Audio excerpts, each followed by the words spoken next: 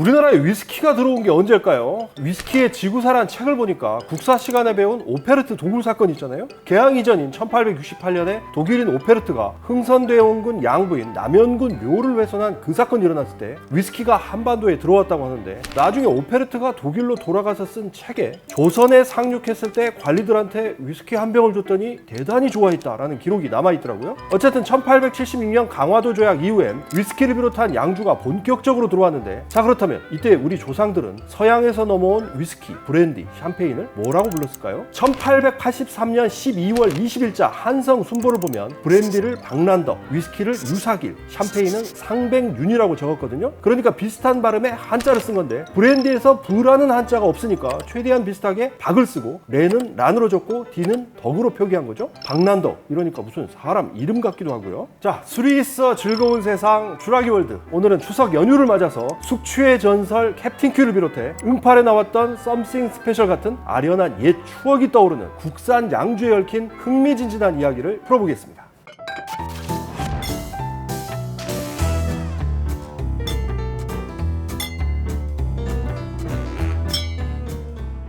김 PD, 이거 뭔지 알죠? 네, 이거 캡틴 큐. 캡틴 큐 하면 뭐가 떠올라요? 머리 아픈 술. 네, 아마 국산 양주 중에 가장 많은 분이 아는 건 바로 이 캡틴 큐일 겁니다. 1980년에 출시돼서 2015년에 단종됐는데, 나이 좀 있으신 분들은 캡틴 큐 광고 다 기억하실 거예요. 럼 캡틴 큐. 양주의 선택 범위가 넓어졌습니다. 이 광고 모르는 분들도 캡틴 큐 후기는 보셨을 거예요. 캡틴 큐는 다음날 숙취가 없다, 왜냐면 이틀 뒤에 깨어나기 때문에, 이런 것도 있었고요. 머리에 벽돌 하나 올려놓고 벽돌 깨는 느낌이라던가, 알코올계의 타노스다, 기억의 절반을 삭제한다, 또 뭐 이거 먹고 집에 가서 아버지한테 형님이라고 했다, 뭐 이런 것도 있었죠. 그만큼 지금까지도 숙취의 전설로 남아있는데, 특히 수학여행 갈 때 아버지 술장에서 빼와서 몰래 나눠 먹는 술로 유명했어요. 그래서 그 시절 캡틴 큐는 청춘들의 인생 첫 양주로 통했는데, 영화 질투는 나의 힘에서도 박해일 씨가 캡틴 큐를 들고 와서 처음 아르바이트해서 마신 양주라고 했던 그런 대사가 기억납니다. 처음 아르바이트 해가지고 혼자 사서 마신 양주 아니냐. 이게 제일 싼 거잖아, 캡틴 큐. 또 무전유죄, 유전무죄로 유명한 1988년 지강원 사건 아시죠? 이때 인질로 잡힌 집주인이 탈주범들한테 내놓은 술이 바로 이 캡틴 큐였거든요. 이거 먹고 탈주범들이 뻗어서 골아 떨어지니까 주인이 몰래 집을 빠져나와서 경찰에 신고한 거였는데요. 아무튼 해태에서 만든 나폴레옹, 이거와 함께 캡틴 큐 인기 대단했습니다. 당시 기사를 보면 1980년 1월 첫 출시 이후 1년여 동안 360ml 작은 병 기준으로 1000만 병이 팔려나갔다고 하거든요. 당시 인구가 3,800만 명 정도였으니까 국민 4명 중 한 사람이 샀다는 얘기인데, 짜장면 한 그릇이 400원 정도 하던 시절에 700ml 큰 병은 3,000원, 360ml 작은 게 1,700원이었으니까 뭐 아주 싼 것도 아니었지만 1년 매출이 100억 원에 달한다고 할 정도로 잘 팔렸거든요. 근데 이렇게 히트를 친 술이 마시면 또 왜 그렇게 머리가 아팠을까요? 저도 대학 때 이거 먹고 머리 깨지는 줄 알았는데, 이유는 간단합니다. 이게 무늬만 양주였기 때문인데요. 광고에서는 뭐 카리브의 향치와 낭만이 담긴 럼이라고 했지만, 이건 럼이라고 할 수도 없는 술이었죠. 럼 원액은 살짝만 넣고 소주 만들 때 쓰는 구정을 왕창 넣은 다음에 색소하고 감미를 타서 만든 거니까요. 심지어 1990년대부터는 조금이라도 넣던 럼 원액까지 다 빼버리고 색소와 향료 같은 걸로 럼 흉내만 냈으니까 머리가 안 아플 수 있겠어요? 그래서 고급 양주들이 쏟아져 들어온 2000년대 들어선 거의 자취를 감췄는데, 이때 희한한 일이 벌어집니다. 분명히 캡틴 큐 먹는 사람이 거의 없는데도 1년에 20만 병씩 꾸준히 나가는 거예요. 이걸 캡틴 큐 미스터리라고 했는데,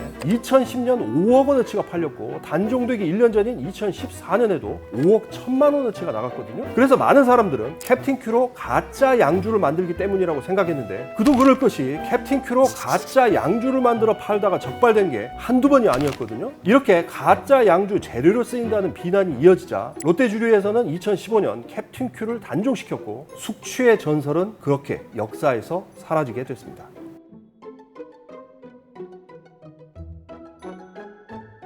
응답하라 1988에서 정환이가 수학여행 가서 덕선이한테 몰래 맡겨놨던 위스키 뭔지 아시죠? 바로 이 썸씽 스페셜인데요. 지금 봐도 병이 참 특이하고 예쁘죠? 이 썸씽의 인기 참 대단했는데, 이명세 감독님이 1990년에 만든 나의 사랑 나의 신부에서도 최신실 씨가 썸씽 3병 주세요 스페셜 뭐 이런 대사를 하거든요. 태색 씨, 소주 5병이면 되겠지?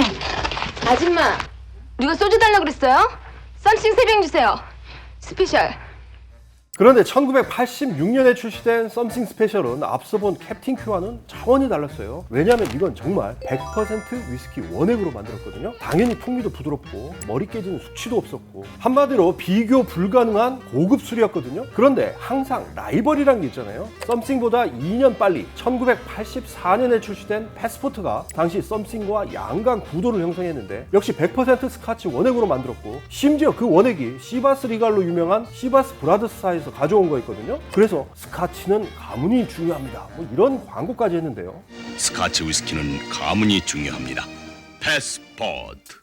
이렇게 원액 100%의 썸씽과 패스포트가 캡틴 큐의 뒤를 이어 수학여행 때 갖고만 가면 스타가 된다는 말이 나올 정도로 큰 인기를 누렸는데 근데 혹시 그거 아세요? 썸씽과 패스포트가 잘 나가던 1980년대에 국내에서도 위스키 원액을 직접 만들었다는 거예요. 이거 잘 모르는 분들 많은데 정부에서 88 올림픽 앞두고 외국 손님 맞이를 위해서 3군데 회사에 위스키 제조 면허를 줬는데 82년 4월에는 국내에서 처음으로 위스키를 증류해서 오크통에 넣고 숙성을 시켰거든요. 그리고 5년 뒤 오크통에서 숙성된 국산 위스키 원액을 꺼내서 스카치와 섞어 제품도 나왔는데 그중 하나가 바로 이 디프로메트입니다. 여기 특급 위스키라고 적혀 있는데 보시면 스카치 42%, 국내 제조 원액 37%, 나머지는 주정으로 돼 있죠. 또 1989년에는 2년을 더 숙성한 7년 숙성 국산 위스키를 19.9% 넣은 시크리트라는 제품도 출시가 됐는데 아쉽게도 이런 게 비싸서 잘 안 팔렸고요. 1990년대 수입 주류 개방과 함께 국산 위스키 개발 사업도 막을 내리고 맙니다.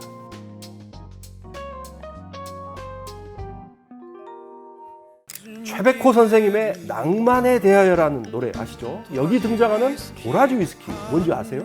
이게 캡틴 큐보다 역사가 20년 거슬러 올라갑니다. 저는 이 술을 딱 한 번 실물로 봤는데 예전에 술 다큐멘터리 영화를 만들면서 국세청에 갔더니 거기에 한 병이 남아있더라고요. 어쨌든 이름이 도라지 위스키니까 도라지를 넣은 위스키가 아닐까 생각하실 텐데 아닙니다.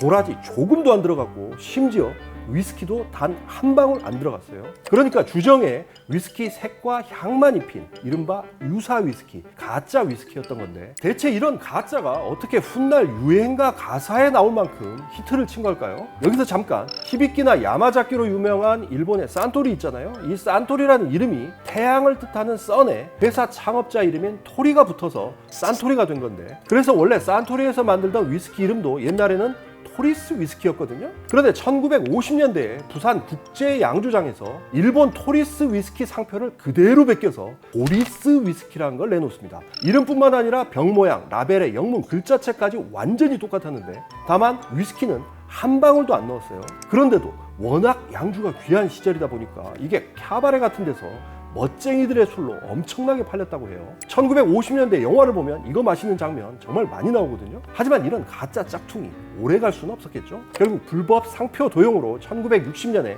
국제양조장 사장이 구속됐는데 이 사장이 풀려나자마자 또다시 꼼수를 부립니다.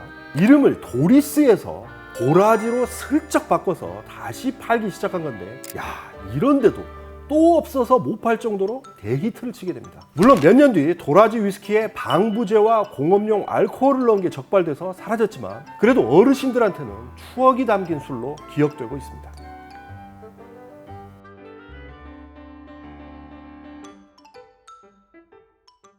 자, 지금 보시면 제 앞에 고색창연한 국산 양주가 쫙 깔려 있는데요. 제가 아는 분 중에 희귀 위스키 제일 많이 갖고 계신 더 몰트샵 대표님한테 빌려온 거거든요. 지금은 정말 구하기 힘든 그런 것들인데요. 보시면 정말 특이한 게 많습니다. 일단 이건 이름이 드슈입니다. 드슈, 한 잔 드슈, 뭐 그런 뜻이죠. 그리고 이건 병 모양 한번 보세요. 딱 뭐가 떠오르시죠? 네, 그 유명한 올드파 위스키 병 모양을 그대로 베꼈죠.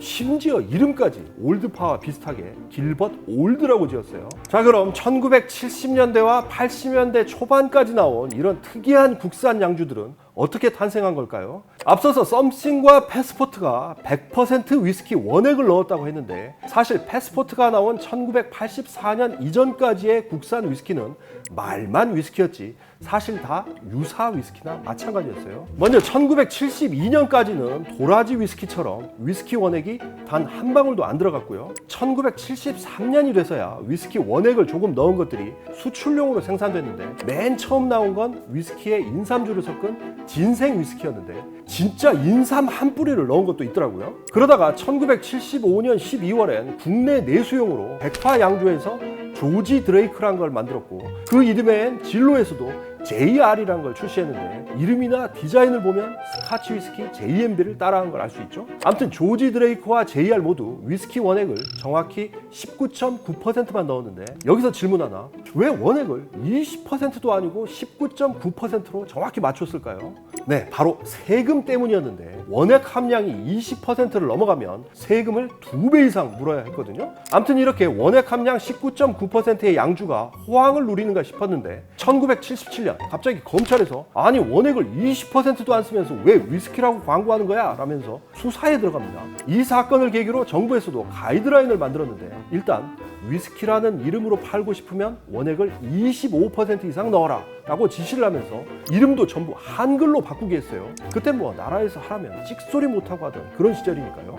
그래서 1977년 7월에 새로운 위스키들이 나오는데, 진로에서는 길벗이라고 장명을 했어요. 길을 함께 걷는 친구라는 의미도 있지만 실은 영어 이름 길버트와 비슷해서 어떻게든 외국 냄새 좀 풍기려고 한 거죠. 또 해태에서는 한글 이름을 국민 공모로 정했는데, 그게 바로 아까 본 드슈였습니다. 그리고 백화 양조에서는 베리나인이라는 이름을 들고 나왔는데, 아니 베리나인이 어떻게 한글 이름이야? 라고 정부에서 호통을 치니까 뭐라고 예명을 했냐면, 베리나인에서 베리는 강가나 바닷가의 벼랑을 뜻하는 벼루라는 순 우리말의 사투리이고, 나인도 숫자 9를 뜻하는 영어가 아니라 궁중에서 시중을 드는 사람을 뜻한다 라는 말도 안 되는 주장을 펼쳤는데, 이게 또 승인이 됐다는 게 더 웃깁니다. 아무튼 결과적으로는 베리나인이 가장 잘 팔렸는데, 특히 원액 함량 기준이 30%로 올라간 1978년에 나온 베리나인 골드, 와 이거 인기 대단했습니다. 옛날에 금잔디 동산의 맥이, 이게 베리나인 골드 광고 음악이었는데, 야 정말 추억 돋습니다.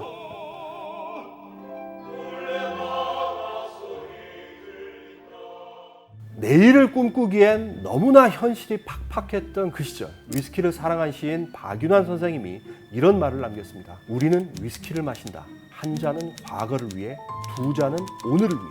그럼 내일을 위해서는 그까짓 것은 생각할 필요가 없다. 자, 술이 있어 즐거운 세상 주라기월드. 저는 뭘 마실까 고민을 했는데, 그래도 옛 추억이 담긴 이 캡틴 큐 하나 까서 먹어볼까 하는데요.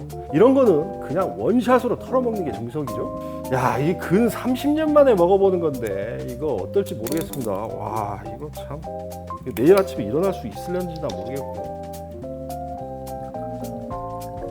우와, 좀 흘렸네요. 추석 연휴 잘 보내시고요. 저는 다음 영상으로 다시 돌아오겠습니다.